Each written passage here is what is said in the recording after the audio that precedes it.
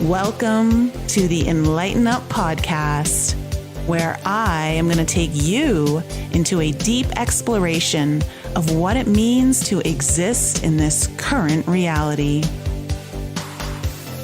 We are going to raise your vibes, open your mind, expand your heart, and dive deep into the wondrous mysteries and possibilities of this lifetime. There's been a spiritual catalyst that has set in motion the awakening process of many across the globe to return to the knowingness of self and unite what has been separated. Together, we're going to bring light into that darkness. We're going to remember the joy of living. But most of all, we're going to turn up the volume of our own eternal power and do the thing we're here to do.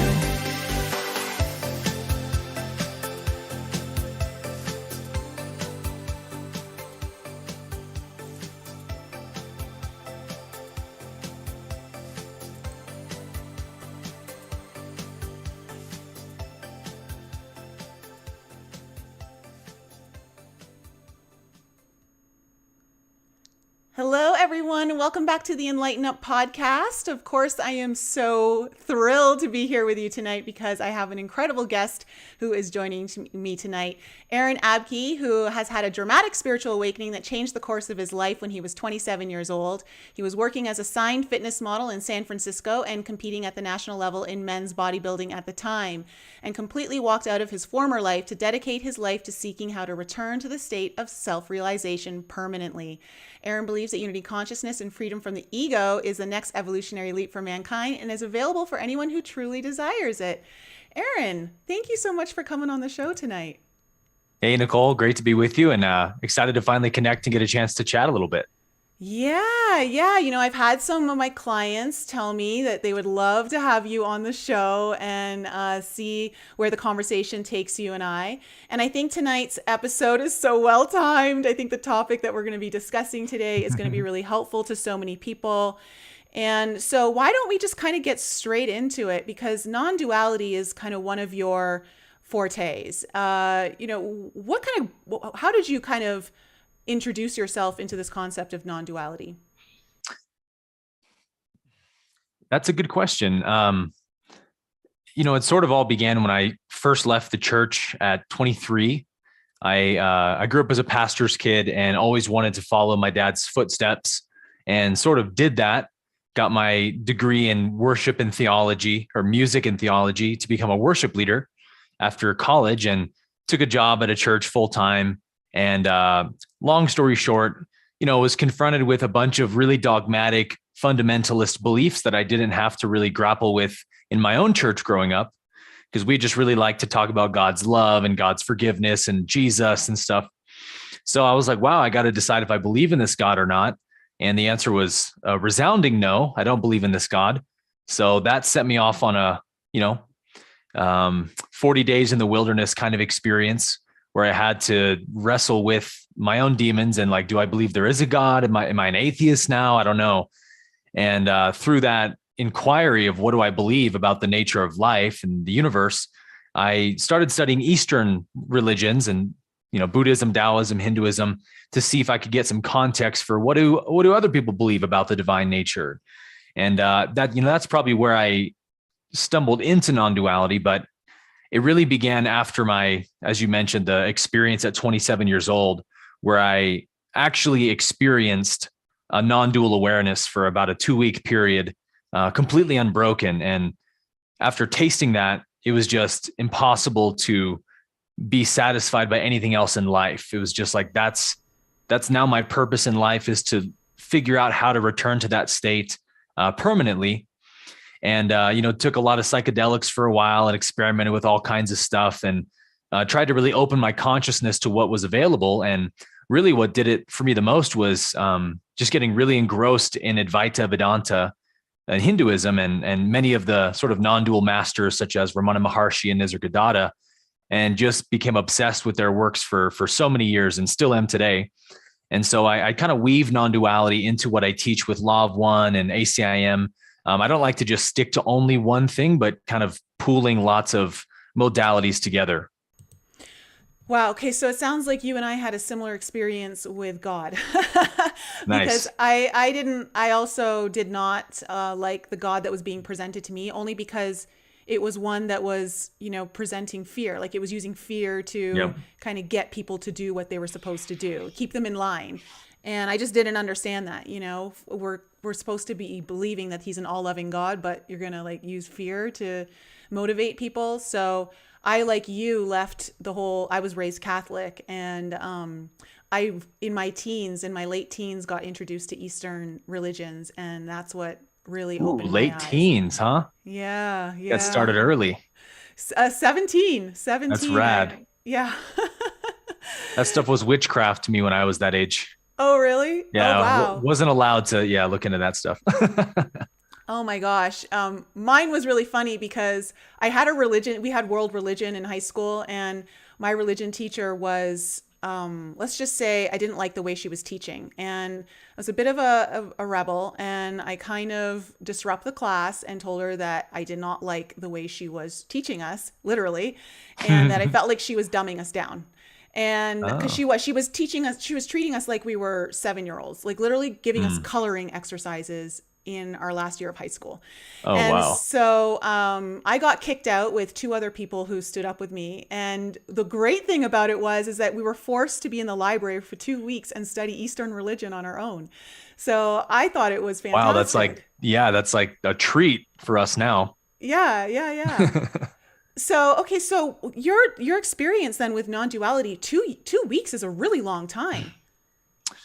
Yeah, it felt like I never expected it was gonna, fade away as it did. I was convinced it was gonna be permanent because it just felt so locked in. I was like, I got it. This is enlightenment. This is so simple. How have I not seen this before? It's like everyone else must be a lunatic not to recognize this. And of course, that's how it appears when you're in that state, right? It's just so incredibly obvious. This is the nature of reality. But after it was the 2 week mark, I always tell this story. The first egoic thought, at least the first one I can remember being aware of, the first egoic thought that came back online of the person or the separate self trying to reboot itself and come back online was the thought. I woke up 2 weeks to the day, noticed on my calendar, wow, it's been 2 weeks since that experience happened. And the thought appeared, I wonder if I am now permanently enlightened. The I claiming enlightenment, right? Yes, yes. So that's when the ego started to come back online. But it's so amazing to look back at the journey because I wouldn't change it for anything. Some people have you might call it an abiding awakening, very, very rare, like an Eckhart Tolle experience where one shot kill, ego death, never comes back again. But most of us have the non-abiding variety where we have an experience, maybe one day, maybe a few weeks, a month, maybe an hour, but you glimpse it, you glimpse reality. And then once you've glimpsed it, of course, you're cooked, right? Nothing will ever satisfy you again. Everything else is like black and white, and you're just dying to have color back in your world again. And so you're just pursuing enlightenment from that point on. And that was what happened to me. I was like stoked aflame with this passion that that I got to have a free sample of this state and know beyond any shadow of a doubt, wow, this is real. Like reading about it's one thing, reading about other people's experiences is one thing, and part of your mind will still, be gaslighting you in the back of like, they might be making this up. This sounds a little too good to be true. But when you taste it, there's the proof, right? So now you can't deny anymore.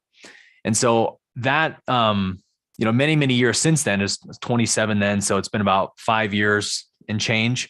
The slow merging back with reality that's happened versus the utter glass shattering experience I had at 27. There wasn't a lot I could say about it, right? It was kind of hard to talk about it.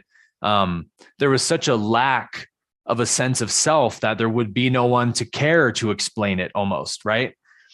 And the only reason I'm a teacher now, I think, is because I did sort of slip out of that state and get back into the separate self with that passion to return to that state. And through the reading, the daily meditating, contemplating, and slowly merging back into reality again, as I have been, has allowed me to learn and condense the understandings of enlightenment and non-duality and self-realization in such a way that I can now teach about it. And the recognition for me has been pretty obvious that that's my destiny. I'm supposed to be here to teach this, which means it's supposed to be a slower process. And I think it's so beautiful, Nicole. I know you could resonate with this, that each and every day I wake up, it's like, I have no idea what's going to unfold, but I know it's going to be beautiful and it's going to be new and exciting. And each and every day I'm excited to become nobody a little bit more, see a little more of my illusions and discard a little more of the falsities in my mind. And it's almost like, enjoying a steak dinner. You want to eat it one bite at a time and just savor the flavors of it, right? It's not that a one-shot kill awakening is not a good or enjoyable thing, but it's like, if you've got a delicious meal, you want to enjoy it and savor it, right? You don't want to just woof it down in one bite. Totally. And that's the way it's felt for me.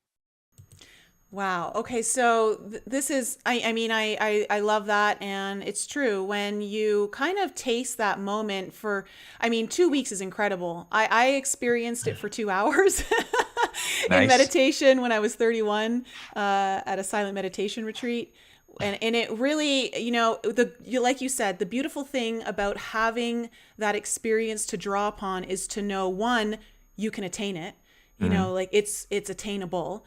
And to have that experience is a remembrance of who you really are. Like everything that you truly are is in that space, because that state of non-duality is where I started to really understand that everything is perfect exactly as it is. I don't need to change. That's the first anything. recognition. Yeah. Yeah. And I was like, I loved it. And I also recognized that I wasn't in like this high bliss. I was just in this beautiful, calm state of peace. And Like I serenity or tranquility, right? Yes. Yeah. And so I think it's, I've never actually reached that state again to that degree where I was not even in my body. I was just energy. I was just like formless.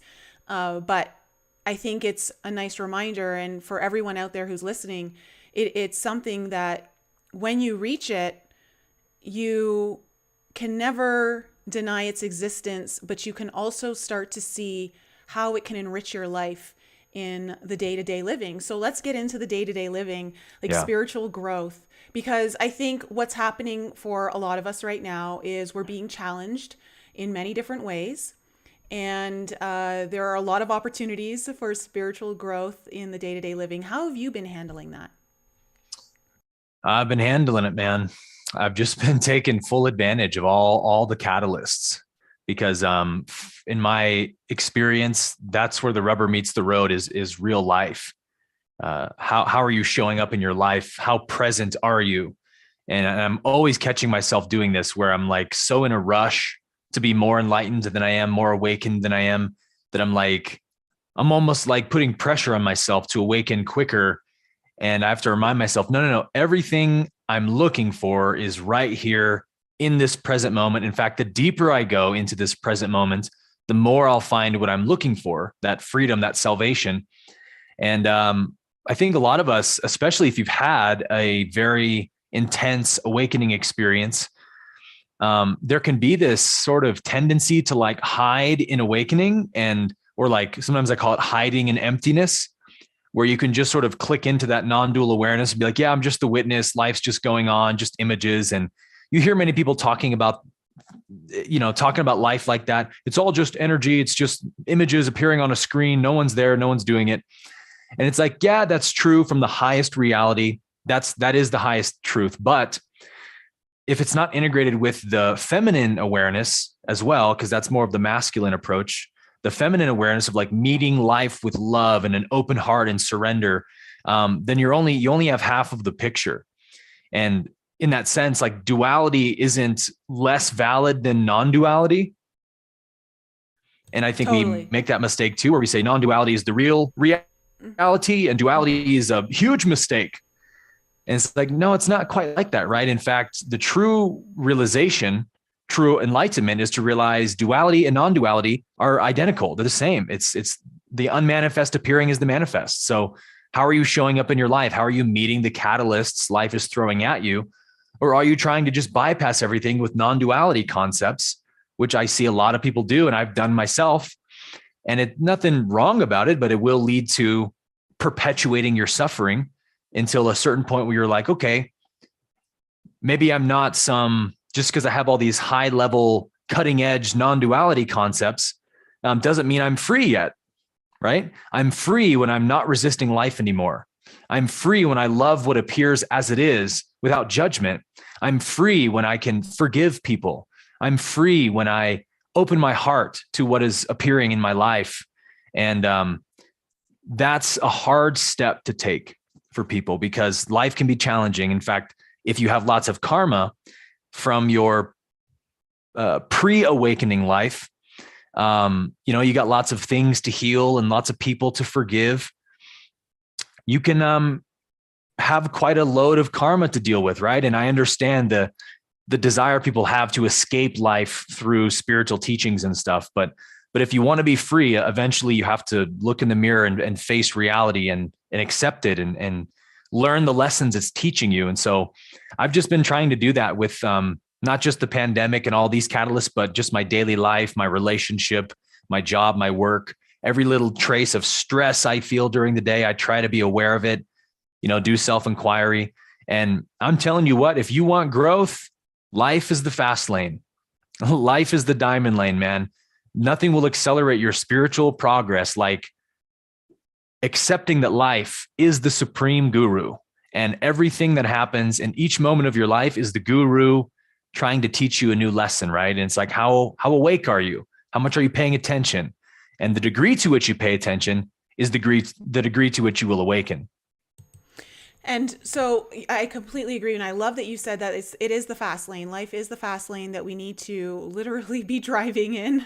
And I think that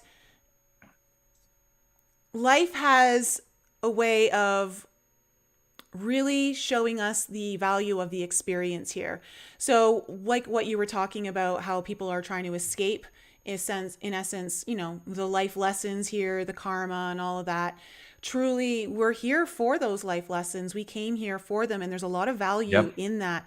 And I have seen that, and I've done this myself, where you just want to pretend like your body doesn't matter, like you're just like a spirit here on the planet. And you kind of forget that your body is also one of your teachers. Your body is here to not just navigate you through this plane of existence, but our consciousness is embedded in every cell in our body. And there's a great messaging system available to us if we allow ourselves to be present in the body. Yeah. So when it comes to, okay, let's talk about, because this is kind of fun. When it comes to relationship, because what would be, from your point of view here, I think there's a lot of misconceptions around the, like these kind of, I don't want to call them perfect unions, but this idea of that relationship where it's your soulmate, or people say their twin flame, or whatever it is, their divine partnership, whatever people call it. What have you learned through your own relationship that kind of blows all of the spiritual kind of fluff around that out of the water? Yeah, great question. Most of my, if not 90% of my spiritual growth and my suffering has come from relationships, I would say. When I had that experience at 27, I was in a many years, a long bout of super intense depression. And everyone would say, like, why were you depressed, Aaron? You were a signed fitness model, a bodybuilder, working at Google. You had a hot girlfriend. Like, what do you have to be depressed about, man? And it was like, everything you just said is what I'm depressed about. Because it doesn't work that way, right? When you know that, when something in you knows that there's a higher truth that you're missing, and you're trying to find it in the objects and the outcomes of life, and you just can't find it, it creates such an increasing dissatisfaction in you, and this hopelessness and this sense of purposelessness or meaninglessness. And on top of that was the existential crisis I was going through of, I don't know what I believe anymore. my whole life for 23 years, my name is Aaron Abke. I'm a Christian. I'm a follower of Christ. Like that was my identity. And without that, your whole sense of reality is flipped upside down and you have to rethink everything. And so that was, I never could have expected the colossal dark night of the soul that leaving my faith was going to cause. So it was like tons of painful breakups and relationships on top of losing my faith and all of that, led me to that place. And that's ultimately what catalyzed my awakening and taught me all the things I've learned up to this point. And so one of the main things that I've changed about my attitude in relationships, romantic partnerships, is seeing your partner as your guru. Let them be your mirror, right? Because we know that our partners will trigger things in us nobody else on planet Earth can. And so that can lead you to a very beautiful and intimate relationship that it's not beautiful and intimate because it's perfect in the sense that you never have conflict. There's never disagreements. No, it's beautiful and rich because you move through those struggles and challenges together and you grow as a result of them. That's intimacy, right? Being on the journey together. Sometimes you're walking through a gorgeous forest full of rivers and animals and, jungle and stuff. And other times you're walking through a dry, dusty desert where you're both starving and thirsty and your mouth's cracked and it's not fun. It's painful. And you're like, I don't know if we're going to get through this. But when you do get through it, that's where the beauty in the relationship grows exponentially. So for me, practically speaking, as you asked, how do I take the fluff out? It's how do I stop blaming my partner for any semblance of suffering or pain I experience in this relationship? Because it's so easy, right? The ego is so quick to cast blame on the other, even when it seems very clear that they're the one in the wrong. She's having a bad day. She's throwing an emotional temper tantrum and blaming me for everything. That's so unfair. I haven't done anything wrong today. And you can just get into that mode. And for me, it's so many relationships of suffering through those things has taught me that if I want to transcend this pattern, I have to accept what's happening, accept that she's in a bad mood and is maybe going to blame me, and just be okay with that. Why do I have to take that so personally? Why do I have to get so defensive? That's actually what's causing my suffering, is my resistance to where she is today. So this radical acceptance of your partner, wherever they are, is number one. And then number two is, what are they, based on how I'm reacting to them, what are they showing me still needs healing in me? Right? Still needs awareness in me. And so I'll just start asking every single day if I find myself a little bit defensive. She blames me for, leaving the fridge open or something. And I'm like, no, I was trying to put water away, and babe, and come on, like, don't blame. Wait a minute. I don't need to get defensive. Just say your truth, forgive, move on. You don't have to always explain yourself and get the, be right and all those things. And for me, when I take my partner to be my guru, who's almost as if, like, imagine a guru transformed into, for me, a beautiful woman who's pretending to be my girlfriend. And he's doing things purposefully to trigger me, right? To show me what's inside me that I'm not seeing. That's what a guru does. That's all a guru does to their devotees, is they trigger you and point the things out on you that you're not seeing. And so in a very real sense, you can take that same approach to your partner. And I have found unbelievable depths of spiritual growth just from those two simple things. Accept my partner exactly as they are in whatever state they're in today. And then look inside myself and ask, why am I reacting the way I'm reacting? That's it for me. Yeah, well said. Well said. Because I think that we have this tendency to take so much personally. We make someone else's experience about us, and it has nothing to do with us. And that is, that's a huge problem for a lot of people in all of their relationships that we're trying to heal and grow from. And it's funny because it also sounds like where we can go with this is learning how to break the toxic contract of codependency, because there is so much toxicity in codependency. And I feel like if we were to start really working on that in our own personal relationships right now, and understanding why these triggers are coming up. What is it bringing on me? What have I placed, whatever expectations or needs that I've placed on this person that I'm not meeting for myself, or I'm not doing for Yeah. myself?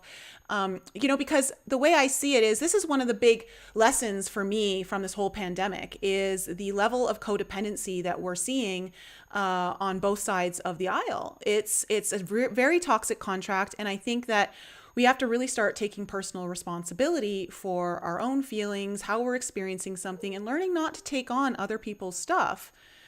How have you Yeah. kind of seen this contract of codependency playing out in through the pandemic from your point of view? Well, I think you said it pretty well. It's we are learning collectively that we've been living very disempowered. We've given all of our power away to governments and multinational corporations and politicians and world leaders. Tell us what to do, tell us how to live our lives, protect us, make us feel safe. And we see the consequences of that, which are that the negative polarity will be very happy to do that for you, right? And take all your freedoms away to provide you the illusion of safety and protection. And so, humanity is sort of learning the hard way, so to speak, that self-responsibility is the way out of this. Self-responsibility is like sort of the first step to real spiritual growth, I think. If you can't just start taking responsibility for what you think, how you behave, how you move in the world, then you'll never have freedom. You'll always be a victim. You'll always blame other people and find yourself in repeating the same patterns over and over again, which humanity has done, right? So I see that. I love to reference the work of Dr. David Hawkins when talking about this subject, because he explains how in his book, Power versus Force, power is the positive polarity, force is the negative polarity, because force is that which acts against something. Manipulation, control, deceit, force. And power is the opposite. It's self-effulgent, self-sustaining. It doesn't need anything. And everything it comes in contact with, it transforms into its own image and likeness. And that's the basic difference between love and fear. Fear is force, love is power. And it seems sort of the opposite to the average person, that fear is so powerful. And love is kind of this pithy, weak, not very powerful thing that, it's good to be loving, but what benefit does it really serve you in the end, right? And we're learning the hard way that we've seen it the opposite of how it is in reality, that love is true power and fear is true weakness. And we can see a good example of why that's the case if we think about those two actual states of consciousness, love and fear. In any movie you watch, especially like Disney movies, where the classic story of like a villain who at the end of the movie is transformed and becomes the good guy, or helps the good guy at the end because he had he experienced love in some way, an act of kindness, an act of forgiveness. Love has so much power in that just one experience of it can completely transform someone's consciousness. Think about A Christmas Carol with Ebenezer Scrooge, right? The story of the three ghosts of Christmas past show him his life. And just like one brief little 3-hour experience at night of seeing the reality of his selfishness and experiencing forgiveness, he's completely transformed into a new person. Now, that's power. Nothing was lost and everything was gained. With fear, it's the opposite, right? It takes your power away from you and gives you victimization instead. But fear actually isn't a very powerful state of consciousness. It's very tricky, very deceptive. If you have a low level of awareness, you're very susceptible to it. But, just a few AA meetings, a few months of the Course in Miracles daily lessons, a couple therapy sessions, and you can learn how to transcend fear in yourself. Be aware of it. Come back to the present moment. It doesn't take too much work to begin transcending fear, but it's like, who can resist love? Who has that ability, right? It's irresistible. And that's power. So I think we are learning collectively that we've been living in a state of fear consciousness, victim consciousness up to this point. And so many people are waking up to the necessity for love and compassion right now, because we're watching what happens when we give into fear. We're watching the whole world crumble and seemingly, burn to ashes in front of us because of all the fear in the world. And so it's waking us up, which is such a huge blessing, that we can't keep living this way and expect to have a planet we want to live on, right? That we're going to create hell for ourselves if we keep living in fear. We need to start choosing love, compassion, kindness, forgiveness. That's the way out of this mess ultimately. So I'm very optimistic. I think this was the slap awake that we needed. And it's going to be like our own dark night of the soul, I think, where we're going to come out of this like a transformed, like the Phoenix rising or something. But it's going to take a while of moving through that karma and doing a lot of healing work collectively. The healing is so important, and the ability to see the things that you're not willing to see. There's so many of us that are everyone going through this whole experience has truths they do not want to see and would prefer to only see the illusion. Yeah. And that goes for all of us. And I think this is where we're all being called to really get honest with ourselves and saying, what am I not seeing that I should be seeing? Or what am I in this illusion buying into that isn't exactly as it appears? And I love how you use that analogy there of how someone like the villain, can transform at the end of the show, at the end of the movie. And it was this act of love that completely transformed and brought him into this state of light, right?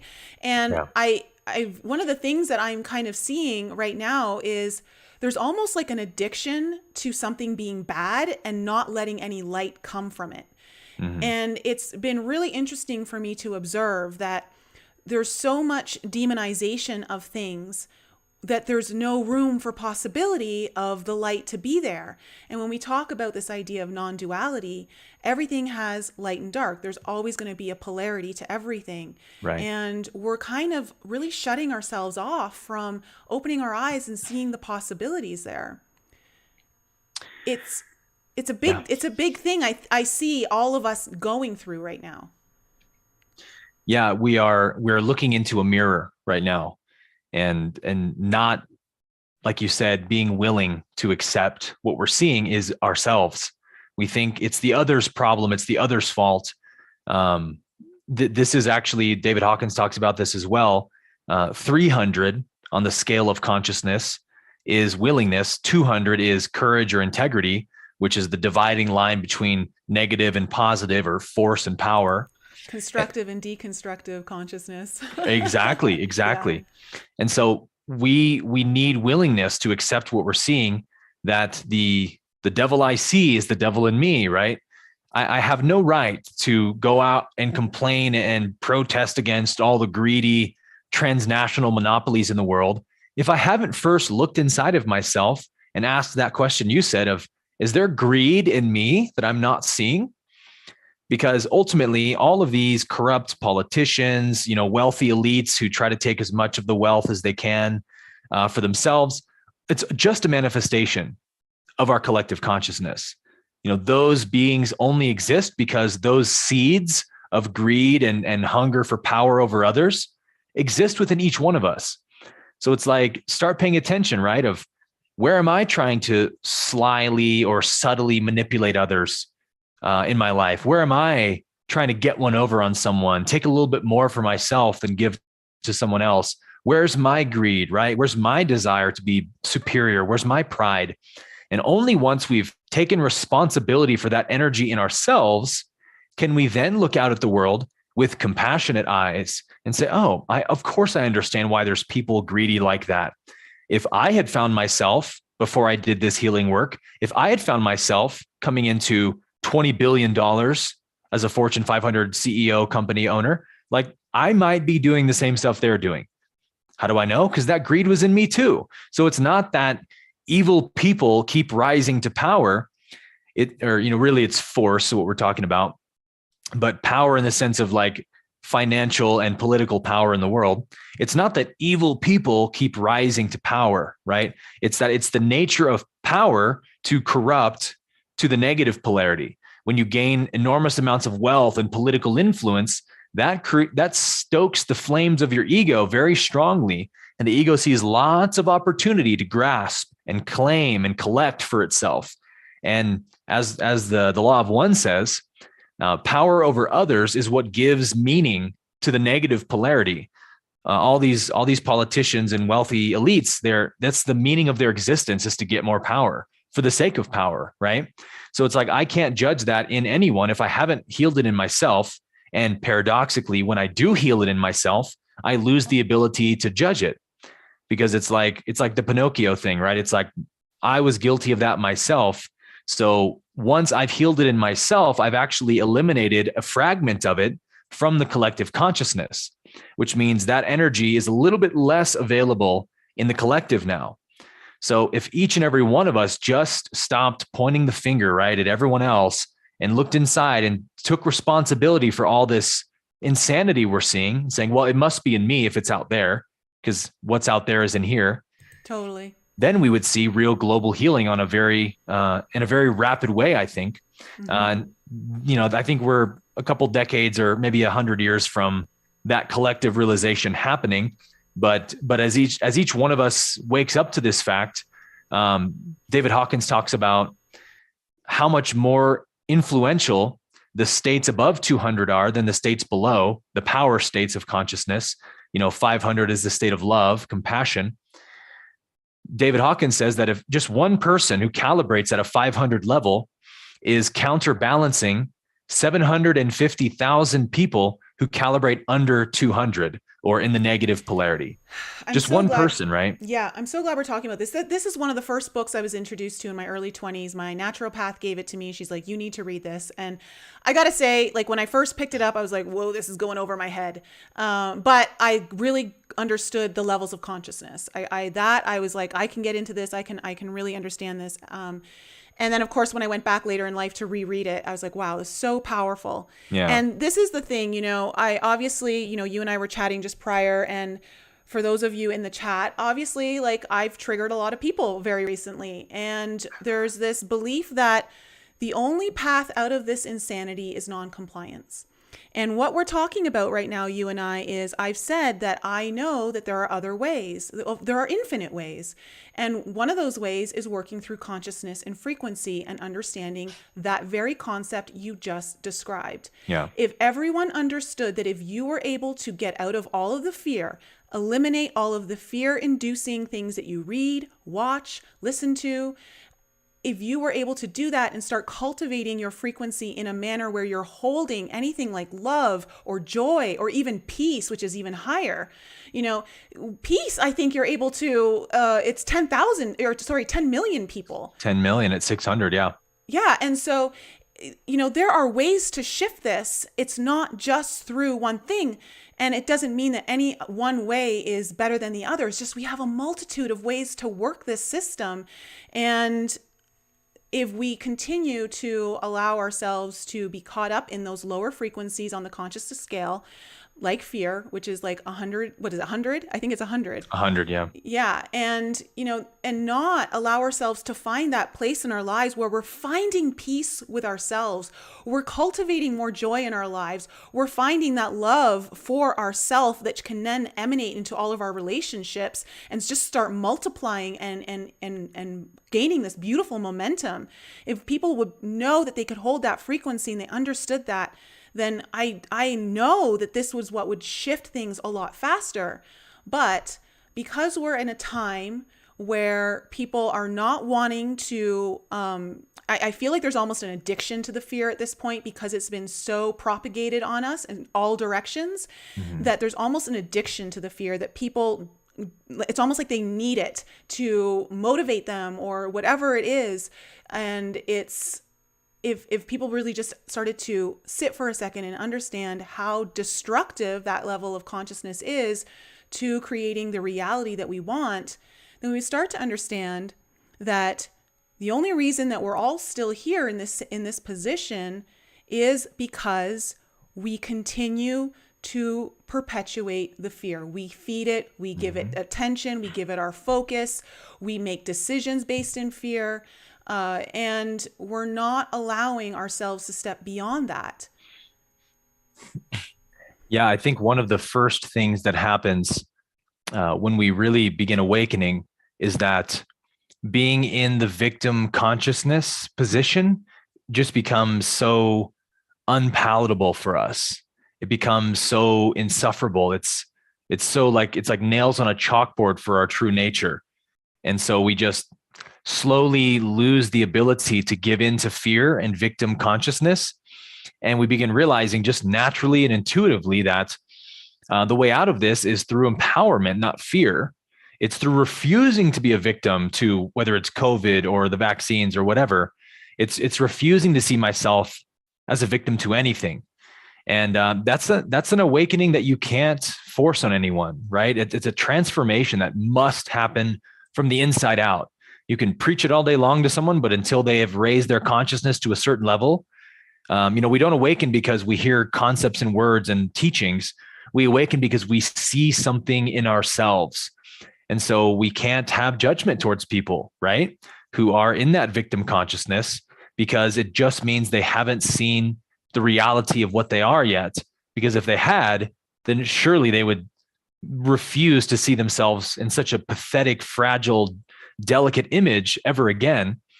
But to someone at a level of 100, victimization feels empowering, right? That's the level they're at. And so that's why I think understanding how the progression of consciousness works is a very compassion inspiring, because you just realize everyone's just acting out and demonstrating whatever level of consciousness they're at. Yeah, well said. Well said. So for you, because I always love for the guest to kind of offer an insight into perhaps what has been one of the main triggers for you, or the spiritual catalysts that have ignited from this whole situation, that really gave you a deeper look inside yourself, like, ooh, that one I didn't know was still there, or I didn't even know that was there. Yeah, the one for me that's been the biggest catalyst for sure has been the infringement of rights, of the mandates of you have to wear this mask when you go into this store, or we won't give you service. It's okay to feel the sort of righteous indignation that my freedoms are not up for conversation. Like, my freedoms are inherent to my being. No one gets to take them away from me, right? But I've caught myself hundreds of times in the last 2 years seeing that from the victim consciousness perspective of, like, I'm being victimized because my rights are being taken away. And that's not the kind of empowerment that I want. It's not empowerment at all. I want the kind of empowerment that Christ had, right? Where he could be on the cross, forgiving his murderers while they're murdering him, and even going willingly into his own death when he had the opportunity that, Pontius Pilate gave him the opportunity, saying, hey man, just speak up for yourself and I can set you free. Like, I have the power to set you free. And 99.9% of us would be like, yeah, man, whatever you want me to say, I'll say. Like, get me out of this situation. That's being a victim to that situation. And Christ, at his level of 1,000 calibration, obviously was not capable of giving into that temptation, and said, no, you have no power over me that God hasn't given you. No one takes my life from me. I'm doing this of my own free will. And that's endlessly inspiring to me. So I've been asking myself, how can I meet this catalyst, these challenges, even if someone drags me against my will to an internment camp and forcibly vaccinates me, right? It's like, let me just be okay with that. Let me not be a victim in that situation, because I don't have to be. I don't have to see myself as a victim to anything. Even if all of the circumstantial evidence appears like you're being victimized, you're tied to a chair, you're being beaten or something, there is no experience in reality where you have to see yourself as a victim. That's the amazing thing. If Christ can do it with arms outstretched, nailed to a cross, saying, forgive them, Father, they know not what they do. Like, nobody looks at that and says, oh, what a spineless thing for Jesus to say. What a coward. Right? Like, everybody acknowledges Wow, that's real power right there. And of course it's one of the hardest things to do at this state, where we're at. And you're right. It's like this need to really kind of look at, how am I playing the victim in this situation? Because there are multiple ways that we can look at that. Like, for instance, one of the things I'm like, wow, I'm having to wear a mask because you need me to wear a mask, or my life is this way because you're okay with this. And it's just not the right level of consciousness to come at this in order to heal, in order to rise above it, to transcend it. It's like what they say, you can't solve a problem you can't get the solution to the problem with the same level of consciousness that created it. Yeah. And so we've got to rise above it somehow. And it's not easy. And that's why we're going through this. We're learning. And it's okay to make mistakes. It's okay to not know all the details. But it's just a matter of, like, today I'm going to show up and I'm going to try. Yes. It's all we can really do. Yeah. Yeah. It's just putting yourself in the right position to know who you are. It's an amazing catalyst the universe has given all of us, that, as you said, like, oh, I have to wear this mask because you want me to wear it. And it inspires that feeling in me of like, oh, I have to keep living in this delusional fairy tale world with all of you people who think there's some zombie apocalypse happening and that masks work and all this stuff. And my mind just goes and complains and complains.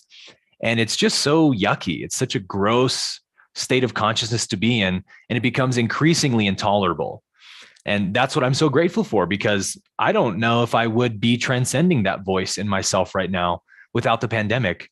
I don't know if I would be transcending those levels of victimhood in myself the way that I have been without the pandemic. And I definitely wouldn't have awakened to the true state our world is in without the pandemic, like so many of us. So the longer this goes on, the more gratitude I have for what has unfolded, and just seeing like we talked about at the beginning of this conversation, the absolute divine perfection of everything.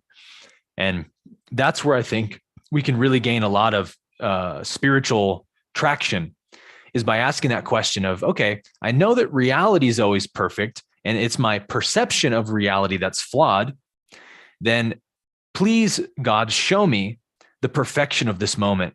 Show me the perfection of this experience in the world. Show me what you're doing through this, because we know everything happens by God's will. So when we ask that question, we start to get some really powerful insights, and that open-hearted surrender and acceptance of what is starts to flower within us. And like you said, that is where true change is created, when we stop resisting and we start learning the lessons and accepting the lessons that life is trying to teach us. Yeah, and gratitude is there's a reason why gratitude holds the frequency of the 0 point field, right? It's what allows us to just neutralize any kind of negative thought pattern, any kind of victimization, any kind of self-doubt, whatever it might be that has you kind of spinning. How can you find gratitude for the moment?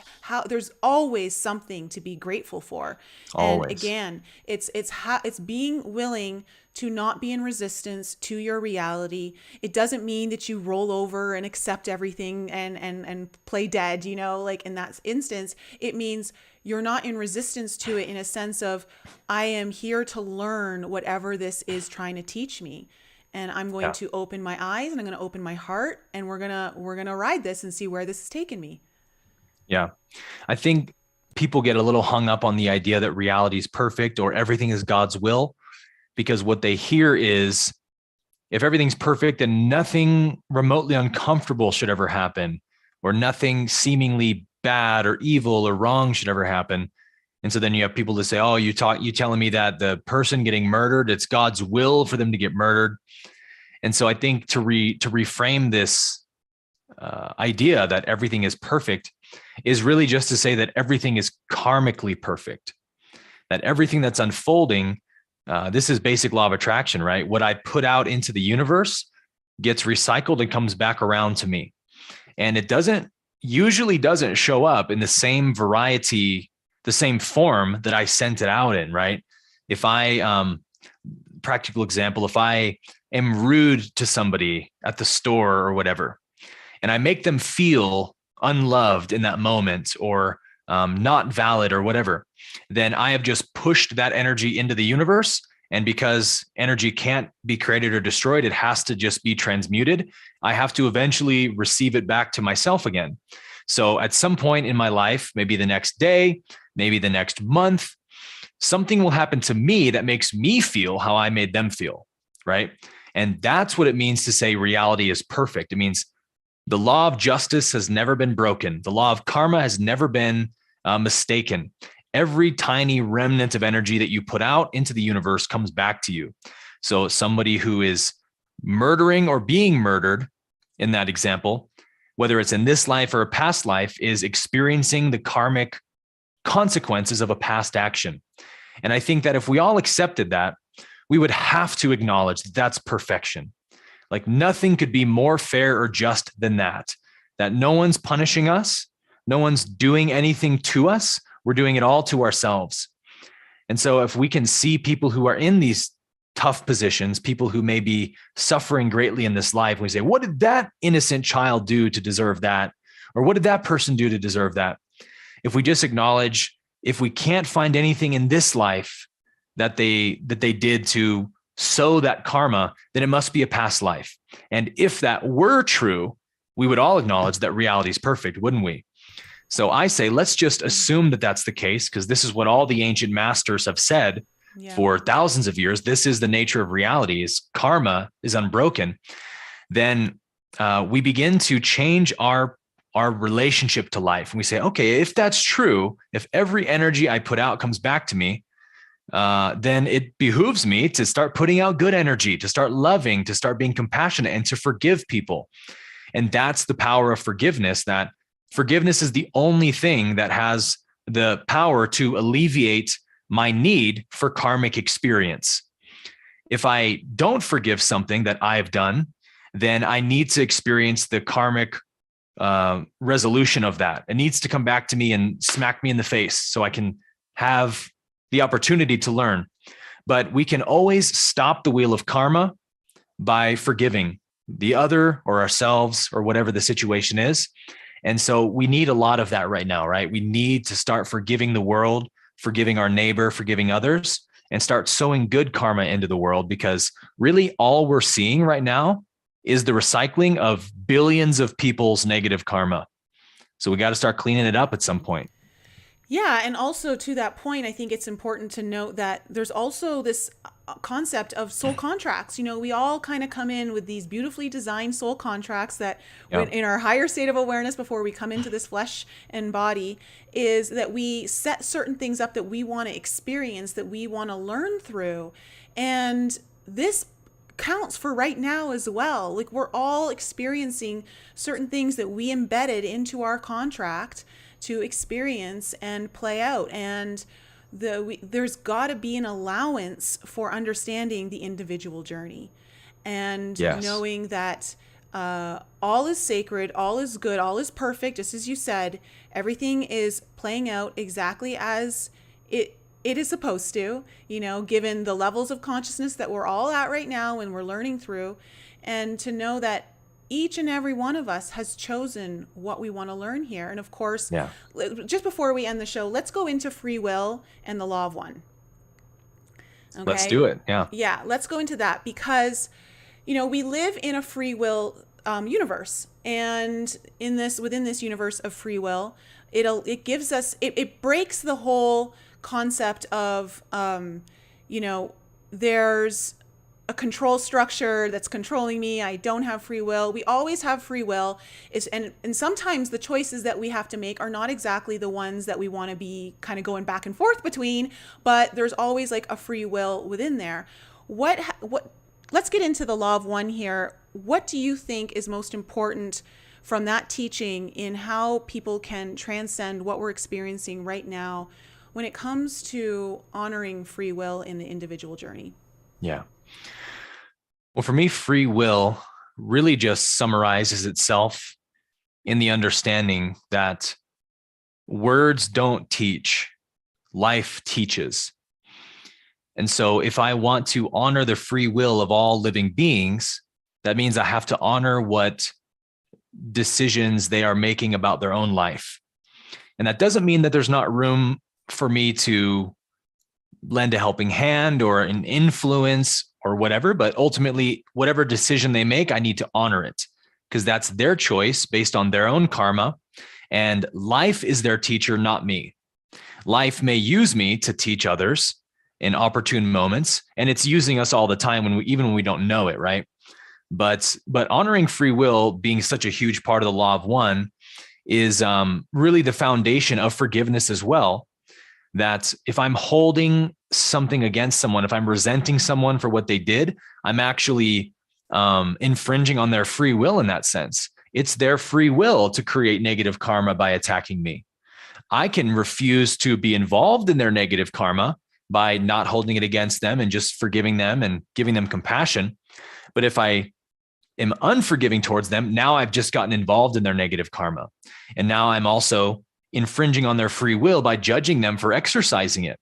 And so Ra explains that the way that the positive and negative polarities evolve is really solely based on how they interact with free will. So the positive polarity polarizes, evolves through honoring and protecting free will. And if you read the Law of One, you'll notice this, that many of the questions they ask Ra, can you tell us about this or that? And Ra will just say, no, that's an infringement on your free will. You're not at the level of development yet where that's going to be useful or helpful for you. Or like, I'm not going to give you that answer to the test because you need to do your own studying first, right? So the positive polarity is very, very honoring of free will, which means forgiveness is the path and loving acceptance is the path. And the negative polarity does the opposite, right? It seeks to possess and control and manipulate free will to its advantage. And so it's very easy barometer to see which path am I heading down based on how I am interacting with free will, right? Am I infringing on the free will of others? Am I judging them, trying to control them, manipulate them? Or am I loving people and forgiving them and honoring where they're at in their path? And if I'm doing that, I know for sure I'm polarizing positively. Love that. I think that's so important, and that could be a huge turning point for everyone in the current state that we're all finding ourselves in. Yes. I think that could truly move mountains.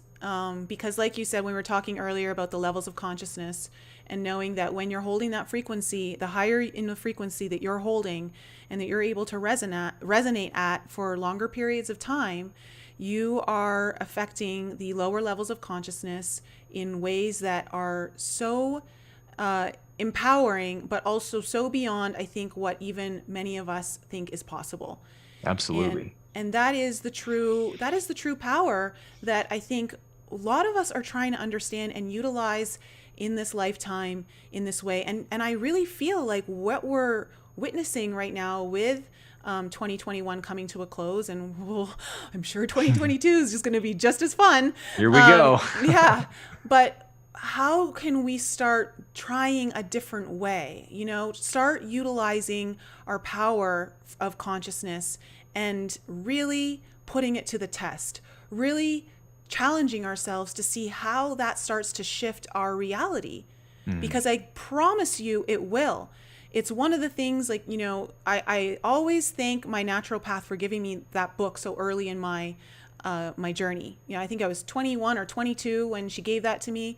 And I still have it with me to this day. It's followed me into multiple countries, living all over the world. And there's just something so foundational within there that it will help people understand not just consciousness, but also frequency and how frequency is everything. And then when we start to really understand the beliefs that we're holding and what the frequency those are putting out into the world, there's so much we can do here. And my hope is that people feel more empowered to work within that nature. Yeah, it's just an endless gold mine of spiritual resource to know how consciousness works, how energy works, how polarity works. Like, these are foundational truths that we all need to learn and understand, because then we start seeing them in reality. and we see the interplay of polarity, and we say, oh, okay, I know the game that's being played here: fear versus love, and this is what fear wants to do, and then this is what love is doing. Now I can actually choose which side I want. And really what we learn is that there are drastically different consequences to either polarity. The negative polarity presents itself as the easy way out, the quick results, the quick fix, but it has very painful long-term consequences. And then flip it upside down. The positive polarity to the ego doesn't look as appealing. Forgiveness, that sounds sucky, but it has, you get over the temporary discomfort of getting past your own greed and selfishness. And once you do, it has incredible long-term rewards that just keep growing exponentially. And so, yeah, knowing the basics of metaphysics in the world, in the energies of the collective, has absolutely endless benefits to us. It really does. So what courses have you got that people can join in at? Because your teachings are wonderful, and I think a lot of people would be interested in what you're offering. Let my audience know. Yeah, so right now I have 3 programs going. Most people know me as a Law of One teacher, and secondly, as an ACIM teacher. So I have a program for each one of those texts. I have a Law of One book club that's actually still going right now. We have about a month left. And then once that's over, we'll be selling it for a bit of a cheaper rate as like an evergreen thing on my website. So if you want to learn more about Law of One and dive into that, we have an amazing program, a 3-month program for that. And then I have my year-long ACIM program that is starting January 1st, where we do the daily lessons. We go live every single morning at 9 a.m. Eastern time. We do the daily lesson. We do a masterclass every Thursday night on one of the key terms. And if you're looking to do the forgiveness work we've been talking about, this is where it's at, ACIM. And so you can find that out on my website as well. And then lastly, I have a 8-week masterclass for people who are really looking to sort of go to the next level in their own awakening. And that's an 8-week course that just takes you through all the fundamentals of enlightenment and self-realization, and really sort of just mastering your mind and understanding the nuances of your mind. So yeah, all of that you can find more about on aaronabke.com. Thank you. And for everyone who is watching, all of the links are in the description below. And for those of you listening on the podcast later, show notes, go check it out. Aaron, thanks so much for coming on the show. It was such a pleasure to have you on here. And for everyone who joined us tonight, thank you. I love you guys so much. And I'll be back with you guys next week. I've got Rebecca Rose returning, and I'm super excited to have her here.